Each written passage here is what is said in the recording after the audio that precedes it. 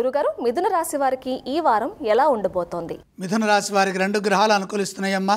9లో శుక్రుడు, 10లో రాహువు. ధనయోగం శుభప్రదం. ఆర్థిక అంశాలు సానుకూల ఫలితాన్ని ఇస్తాయి. ఏకాగ్రత పనిచేయడం ద్వారా పనులు త్వరగా పూర్తవుతాయి. సమదృష్టితో పనిచేస్తే విజయం లభిస్తుంది. వృత్తి ఉద్యోగ వ్యాపారాల్లో శ్రద్ధగా పనిచేయండి. మీ బాధ్యతలను మీరు సక్రమంగా సకాలంలో నిర్వర్తించడం ద్వారా మీరు అనుకున్నది మీరు సాధించే వీలు కలుగుతుంది. ఓర్పుతో వినయపూర్వకంగా వ్యవహరించడం ద్వారా మంచి జరుగుతుంది. అధికారుల నుండి ఒత్తిడి పెరిగే అవకాశం ఉంది. గందరగోళ స్థితి లేకుండా పట్టుదలతో పనిచేస్తే మంచిది. ఆటంకాలు తొలగుతాయి. కుటుంబ సభ్యుల సూచనలు తప్పనిసరిగా తీసుకోవాలి. మొహమాటం వల్ల ఇబ్బందులు కలుగుతాయి కాబట్టి మొహమాటం ఉన్న విషయాల్లో జాగ్రత్తగా ఉండండి. కొన్ని విషయాల్లో మేలు చేయబోతే కీడు ఎదురవుతుంది. అవగాహన సామర్థ్యంతో వ్యవహరిస్తే ఎటువంటి ఇబ్బంది ఉండదు. చెడు ఊహించవద్దు. దేనికి వెనకడుగు వేయొద్దు.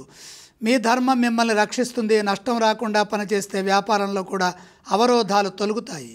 ఆశించిన ప్రతిఫలం వెంటనే సిద్ధిస్తుంది. నిరంతర సాధనతో అసాధ్యములు సుసాధ్యాలవుతాయి. ఆరోగ్యంపై శ్రద్ధ పెంచండి. ఈ రాశి వారు ఏ స్తోత్రాన్ని పఠించాలంటారు? మిథున రాశి వారు నవగ్రహ శ్లోకాలు చదువుకోవాలి. ఈ రాశి వారు ఏ ఆలయాన్ని సందర్శిస్తే మంచిది? నవగ్రహాలని దర్శించండి. మిథున రాశి వారు ఏ విధానం చేస్తే మంచిది? నవగ్రహ పాదాల దగ్గర నవధాన్యం కొద్దిగా వేసి నమస్కారం చేయండి.